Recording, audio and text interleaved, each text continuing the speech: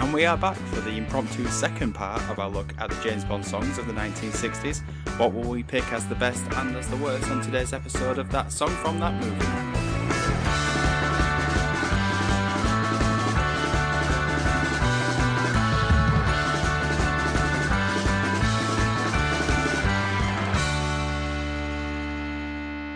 Hello, Future Dietrich here again. So here is the second half of our journey through the James Bond songs of the 1960s. Ben is going to pick up exactly where we left off, so I recommend listening to part 1 before this one, if you haven't already. Enjoy! Okay, so on to mine. So the next film in this 60s Bond films, way off in the future, in 1967, was You Only Live Twice. Were they slacking in 1966?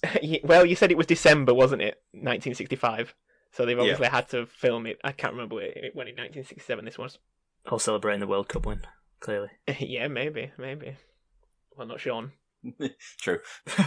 Yeah, very true. He was wanting to get onto it. He was over in Japan.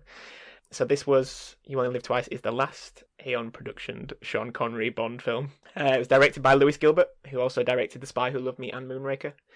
Interesting, the screenplay was written by Roald Dahl. I did not know that. I saw this when I watched the opening credits. I was like, what? Yeah, I mean, I was like, it can't possibly be another one. Yeah, yeah. I know. But yeah, I was shocked. It was unbelievable when I saw his name pop up. Yeah, it's incredible. And that's before most of his, famous novel works. So yeah, really interesting. Right. Based on the Ian Fleming novel of the same name. The soundtrack was composed by John Barrett. And the theme for this one, sung over the title cards, was by Nancy Sinatra, who was the first non-British vocalist of the series to actually clearly get their song to get through to the actual film. Since you mentioned a few there, Dee, in Thunderball. So Nancy Sinatra actually managed to cross the finish line with the music by Barry and the lyrics by Leslie Bricusse. Did we go with in the end? Yes, let's say that. Yeah. So the song itself has, one of the most sort of classic opening melodies as the strings play out, and it's got that haunting edge to the Bond title cards as there's like waves crashing up on land, and it's got the sort of tinged with the oriental flavour to match the narrative. I love this song. What do you guys think?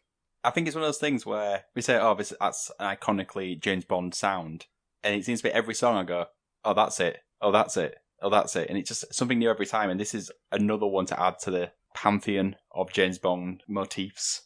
Yeah, definitely. And obviously Robbie Williams as well. Yeah, exactly, yeah. Because I think that's the first... When I first heard it again, I was like, oh my god, this is this is Millennium. And I'd completely forgotten that that's where it came from. Although it makes sense because like he's wearing like the James Bond tux and stuff, isn't it, in the video and things. Yeah, so weird. But I love this one. I think it's such a good song. It's probably right up there for me as one of the best ones. And I don't even really know why. I think it's kind of because it's not like a big bombastic powerful one, is it? Like we've had from Shirley and Sir Tom. But I don't know. I just think it really works, and it's just like it's more of like the class, like getting towards like the ballady ones that come in maybe more in the 70s and things. But yeah, I love this one. Did any of you watch the video as in the title cards on YouTube and see the scene that plays out just before it? Yes. Where he's face down in the bed and says, the police say, this is how he would have wanted to go out. Brilliant. I'm imagining the guy from the New York Times much appreciated this. Yeah. Oh, yeah, definitely.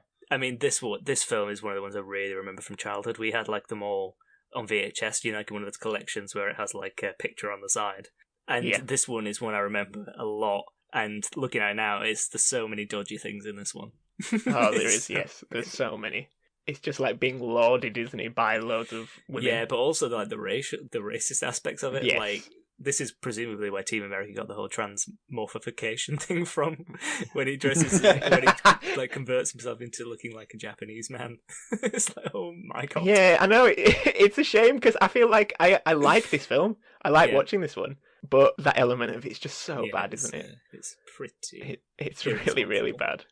I mean, back to the song. I mean, this is like, I feel like I'm getting deja vu, but they had someone else already record this song and finish it, and they were ready to go with that until they decided, nah, it's not working, and then just not even got someone else to sing the song again, just wrote a completely new song with the intention of going towards Nancy Sinatra.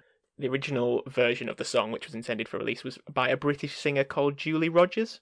Don't know if you've ever heard of her.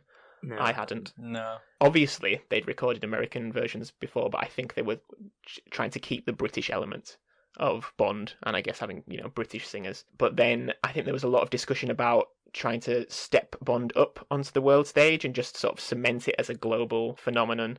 And one of the reasons they went for Nancy Sinatra was because she exuded the swinging 60s, a blonde bombshell at the time, and she was at the top of the charts. Yeah, she was a big pin-up, wasn't she? I know that I've heard stories of, because we're sort of getting into Vietnam War territory year-wise, and I know she was like a big pin-up for all the American soldiers in Vietnam, so I think, this kind of fits. I think the year before 1967, she was like topping the charts everywhere with These Boots Were Made for Walking. Yeah. And so, yeah, she was, a huge name. And apparently she was like, yeah, of course I'll do this. But apparently she was really bad in the studio. So they flew her over to London to record, and they had the big, I think it was like an 80-piece orchestra trying to, do it. And I think the final version that is released on the film is a combination of 80 different takes that have just been mashed up, because she said she just couldn't keep her voice. She's noted to have said in interviews she didn't understand why they wanted her, because she didn't have sort of a expansive range. She kind of sits, she almost like talks words, and she obviously struggled to hit some of the notes even that they'd written the song for her. I think she's got like 1.5 octave range, she hasn't got a lot of range, and she still struggled all the way through it apparently. That's so strange, because you don't really pick up on that when you listen to it, do you really? Oh, I certainly don't. Maybe some people would, but I think maybe they chose her because of the reasons you described, but like her voice sounds like it's very mysterious, especially mixed with the sort of oriental chimes in the backgrounds and things. Yeah, it sort of draws you in. Yeah, and like it's interesting again that this is another one where they've used music, like they've tried to fuse it with music from the locale of where the film is set. But clearly they didn't do that with Thunderball. Maybe they did. Maybe there was like water, not rainfall, or something. I don't know, like rain music, something water based. Well, Tom Jones had to hold his breath. Oh yeah, there you go. That's the connection. No, I think it's very haunting, especially over the waves in the background. And just I love that opening melody. I think it just really sticks in my mind as linked to Bond. I think that's one thing we're sort of finding with the 60s ones is that if you put them together as a group, they kind of set the stall for every film to follow, don't they? Every film takes something from one of these sort of films, I find. Going forward, I think there's always something that's pulled maybe from like one of these, and like, oh, we want to do one that's a bit like You Only Live Twice, or we want to do one that's a bit like Goldfinger. That's kind of often how they think, I think. Yeah, because they were all successes, and I think, we talked about them, they're just churning these out. They were all doing well. They were huge sort of box office successes. They were obviously, making the company a lot of money. I think critically they were doing fine. I know retrospectively there's a lot of elements of them which, get mocked. Except at the New York Times. Yeah. Retrospectively, if you ask the New York Times, I wonder what they'd say. But yeah, I felt, when I was reading about this, I felt really bad because Julie Rogers, who was this lady that originally sung it, she said she went to see the film for the first time and she heard the Nancy Sinatra bit. She said she just couldn't stop crying. It was just like the greatest opportunity of her life that she'd missed out on. And she said she just can't watch the film because of it. Wow. That is very sad. I wonder if Johnny Cash feels the same. Probably doesn't even remember recording it, to be honest with you. But yes, I will move on to the film that bookmarks the end of the 60s of the James Bond films. And this was the first of a new James Bond, and we introduced the Australian George Lazenby, who was a model, more or less, before he went and took the role of James Bond. Stepped up into his only appearance during the filming of it. I think he said, I'm not going to do any more, even though they wanted him to, which I thought was quite interesting. Because I don't think his career really ever did anything else afterwards, at least from my memory. I've never heard of him in anything else. I think he even went into real estate, which is what actors and showbizmen do when their careers fail. The film is based on the Ian Fleming novel of the same name, directed by Peter R. Hunt, who was an editor on most of the Bond films previously. In a sense, there's two songs to speak about with this film. The song that plays over the title cards is not a lyrical song, orchestrated by John Barry, who returned again for the soundtrack. And he said that the film's name on Her Majesty's Secret Service was just too damn difficult to get into, like, for someone to perform and it sounds serious.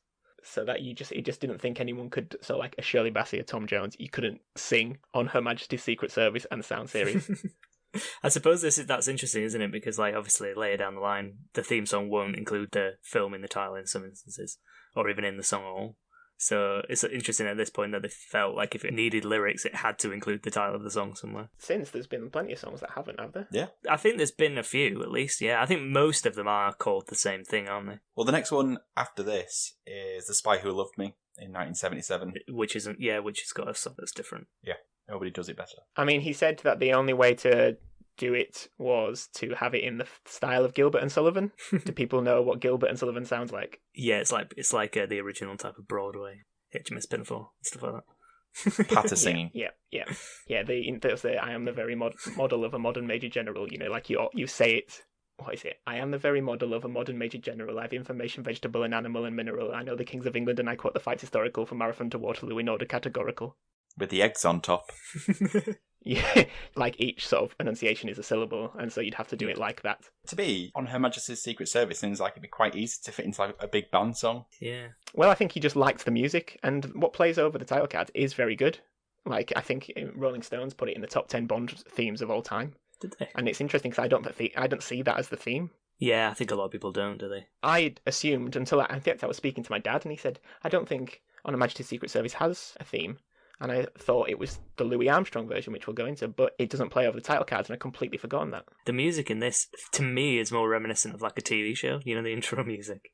I felt it was more like a 60s show, like The Avengers or Danger Man or The Prisoner or something like that. Yeah. It felt a bit, I wouldn't say cheaper, but it felt more reminiscent of stuff that was going on TV. And as well, I don't like the title credits. I think out of the films we've watched so far, this is the worst title credits. Oh, I was going to say the exact opposite. I thought this was the most interesting. Really? I know it's different, but it looks really cheap. And I mean, I suppose it's 1960, what is it, 9? Yeah, nice. Yeah. But it looks like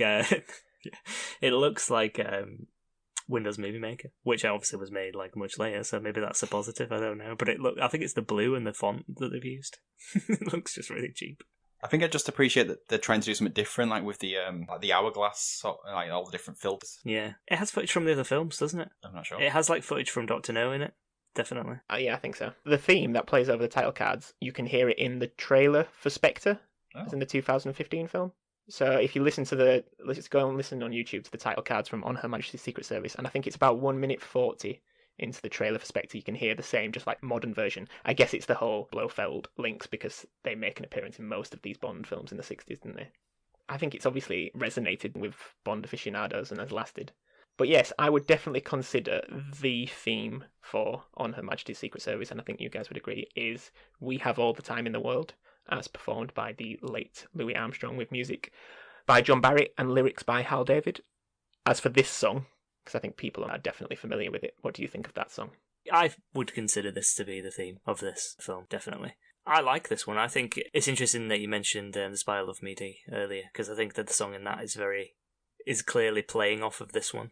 And I think that the reason people maybe think of this one is because of the fact that this is the film that everyone's like, oh, isn't that the one where he gets married in it? And his wife gets killed at the end. Spoiler alert. And this song is very much like, it's more of like a love song, isn't it? It's not so much a James Bond theme. It's more of like about him and the romance that he has in this film. And because this is the film that people associate with that, yeah, I think that's why people think that this is the theme song. Oh yeah, it's a nice song. Yeah, I thought this was the actual song for On Her Majesty's Secret Service. Looking back, I was a little shocked that it wasn't the song over the opening credits, because in my head I just sort of mashed it all together. Yeah, no, I'd agree.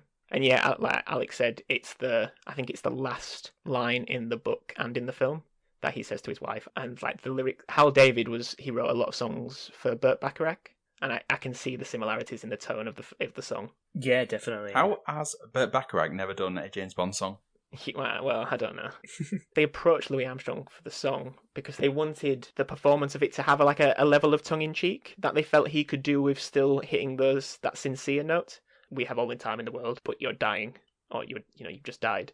I think John Barry said in an interview he's in the September of his years, and he could draw upon his own personal experience, as he did with a lot of his songs. And I think it's like reading about it, I think it added like another level of fondness of the song because of that. A lot of the songs we talk about on the podcast, you remember them because of like their connection to sort of a scene in the film or an emotion that sort of you have after watching it. And I think maybe with the Bond themes, because a lot of the time they come at the very beginning, you don't necessarily have that sort. You know that the song's from that film, but it doesn't have like a more of an emotional resonance. Whereas this one does because of where it's used, and I suppose like the ending of the film, which is different to pretty much the vast majority of the Bond films, has more of the downbeat ending.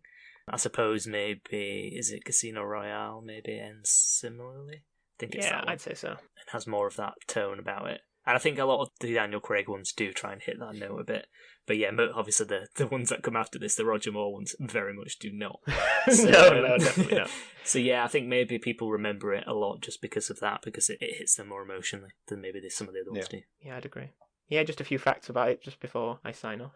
It didn't enter the charts in the US or the UK at the time, despite its sort of renown nowadays. It was used in a Guinness commercial in the 90s, which helped it find an audience, and I think charted in Ireland at the time. But the sort of the trumpet on the song, Louis Armstrong was too ill to play at the time, so that's not him. Oh. Obviously, a lot of people would assume it is. Yeah, I did. Apparently he was too ill to play at the time. He put in a lot of effort into the song. Does it sound good? I'll do it again. He obviously really wanted it. It wasn't just phoning it in his twilight years. Apparently he just really wanted this to work. It's a shame because I think, like I say, he died a year later. It's almost like a swan song for him, I feel, which represents his life just even outside of Bond very well. I've just got the list of songs up here. Of all the songs in the 60s, this one is the one that peaked the highest in the UK charts. Really? Yeah, number 3. All the rest are not even in the top 10. Which I think is interesting as well, isn't it? As we're moving forward, you just assume that all of them got to number 1. And actually it wasn't until the Sam Smith one, maybe? That's right, yep. Because you'd assume the Adele one won. I know the Adele one got won best song at the Oscars and things, didn't it? So it's surprising that I didn't get to number 1. And that's the 60s. Yay! And that's the 60s.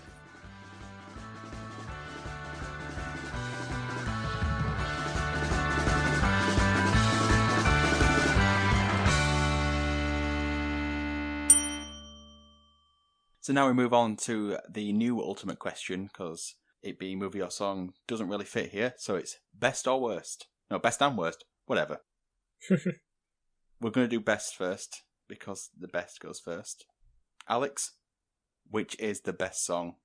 I think it's out of 3. So I've got 3 tops and possibly 3 bonds. My 3 top. I'll say what my 3 tops were, then I'll say what my 1 top is. So I think the best 3 are From Russia with Love, Goldfinger, and You Only Live Twice. Those are the 3 that I like the most. And I think there might be an argument that Goldfinger is the best because it's probably the most well-known, the most remembered. But my personal preference is that You Only Live Twice is the best one. Okay. Ben? You know what? Before I started, I was going to say the same as Alex, and I probably said You Only Live Twice. But just when I was, I guess, talking about it and just thinking then, I really do like the Louis Armstrong We Have All the Time in the World. If I can count that one, and not the orchestral version from On Her Majesty's Secret Service, then yeah, I'd probably say at a push On Her Majesty's Secret Service than with the Louis Armstrong version. Okay. So to complete this, I think the best one is Goldfinger. Okay. We're on the same page. I don't know. I just really like. I really like it. I think I've always liked that swan song element of like artists, like with, like Johnny Cash and Hurt, like towards his twilight career. For some reason, I like it when the lyrics almost match up with, either feelings at the time or like, hindsight looking back at a career or a life. So I think that's what helps resonate for me. And maybe it's just because I feel like it's a song that is applicable even outside of Bond, whereas all the others are just Bond. They work in relation to the film, whereas I think On the Majesty's Secret Service, because I think the film's good, and the ending, I just think it's a very interesting, different way of using the song. It's a good argument. I think it is a good argument, and I didn't put it in my top 3 because I hadn't registered it as an option because I was thinking of the theme. The theme, yeah. Yeah, it's a difficult one because I think even Thunderball, which I think actually no, I'm not going to say that. Yeah. Pretty much all the songs in the 60s are good, so I think it's difficult to pick a best one. But I just like that, and I know what you said, Ben, about there is like a more of a story behind the Louis Armstrong one, and I think it does resonate more. It does have maybe more of an emotional connection for an audience, but I just really like the Nancy Sinatra one. I just think it's really eerie and creepy and a bit mysterious, and I just like that vibe. And I think as well, because it's one of the films I just remember the most from this Sean Connery era, for good or for bad. Yeah, that's why I picked that one. but I can see the argument for both of the other two because Yes. they both are great. And I think Goldfinger, if you did, I think with Goldfinger, I think if you did like a full, like you did like The Nation's Favourite, I wouldn't be surprised to see it at the top.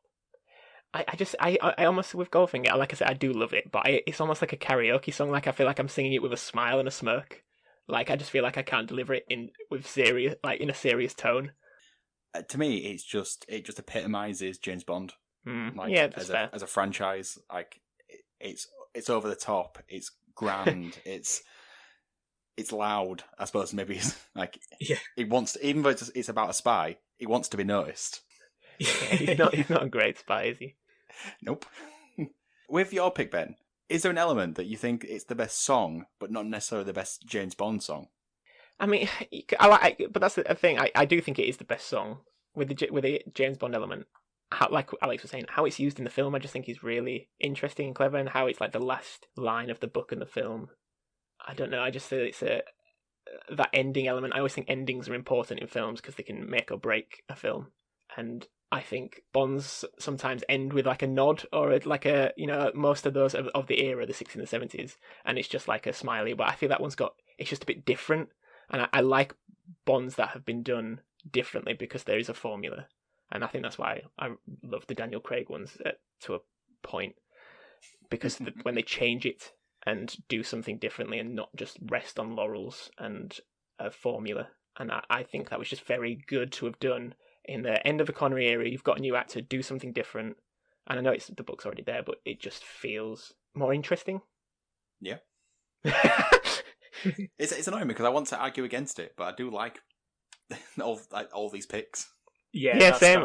Yeah, I'll take if someone said like this is the best. Like if I read a list and it said Goldfinger's the best Bond song, I'd be like, yeah, it's fine. If I read the list and said You Only Live Twice, the best Bond song, I'd say yeah, completely understand that.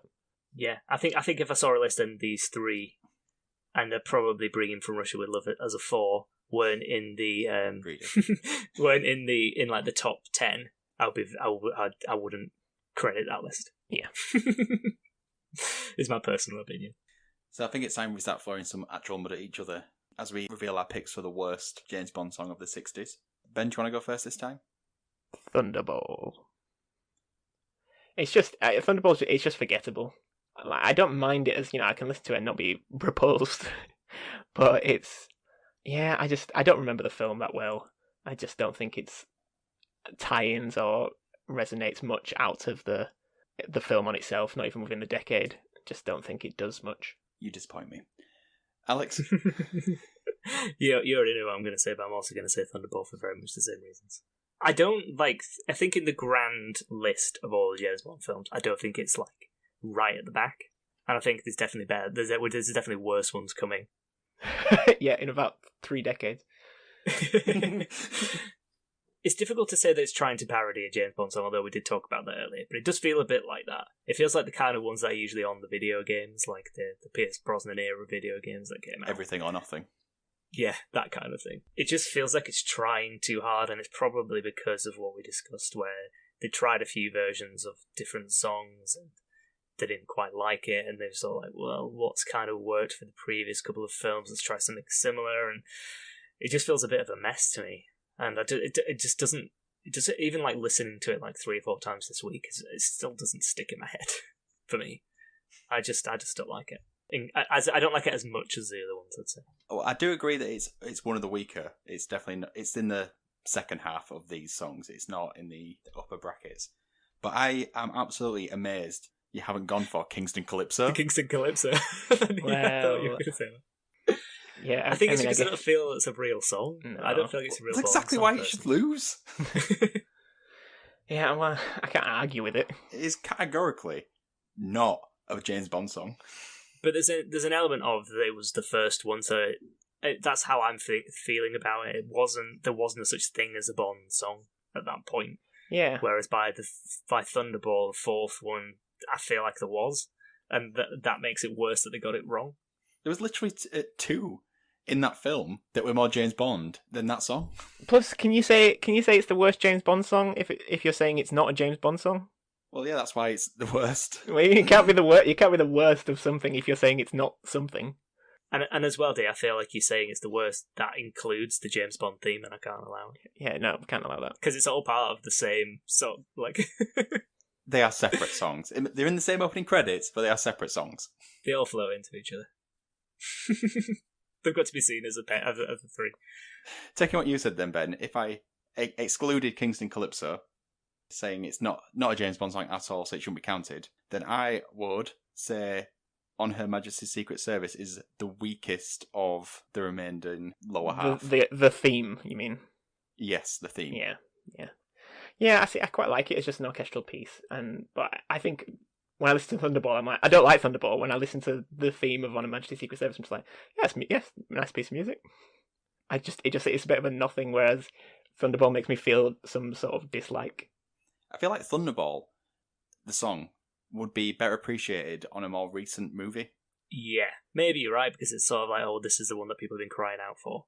Like when Adele did Skyfall. It's like that. It's more like that, isn't it? Yeah, it is very similar to Skyfall, actually.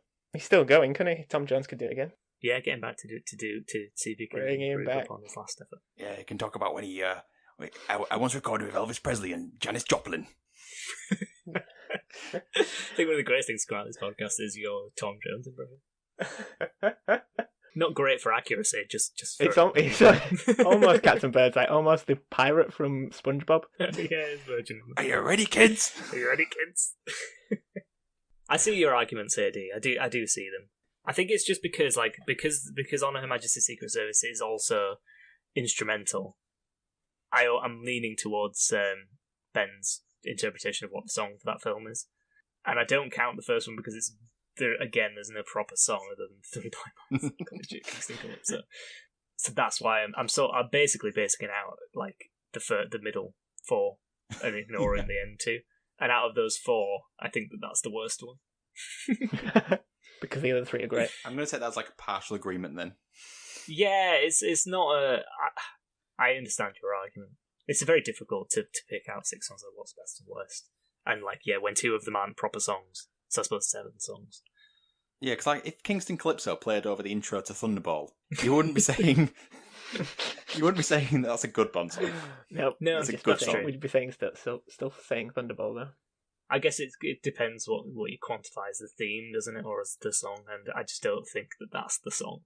I don't think the first one really has one, and we're only using it because there isn't one there to use, other than the Bond theme, I suppose. And also with Thunderball, the Johnny Cash one is worse. So it's already worse Thunderball songs than the one it's actually in the film. But as well, by your own admission, when you spoke about the episode, there was at least one song that could have been used that was better. Yes, it needs to be on a Bond film. It's so good.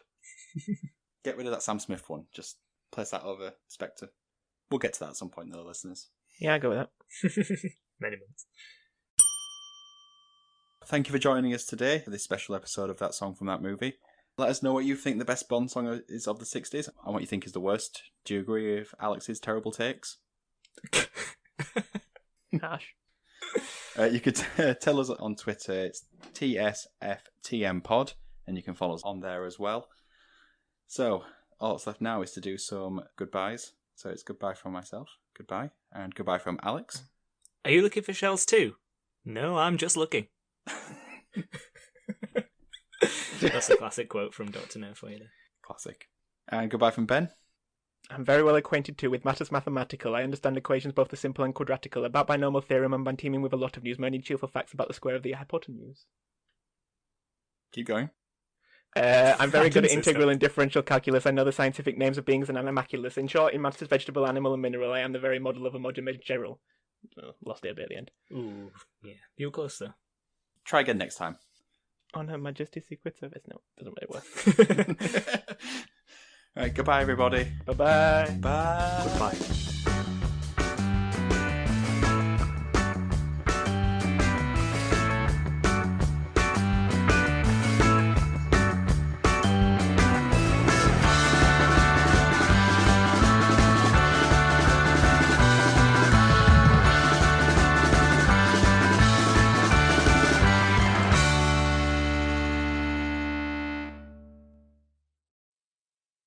Was that supposed to be a Sean Connery impression? It was awful, wasn't it?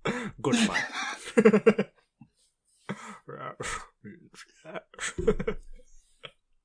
Good God. My the best clip of Sean Connery ever in James Bond is when the woman asks him to throw a towel and he like throws the hand towel. Oh, God.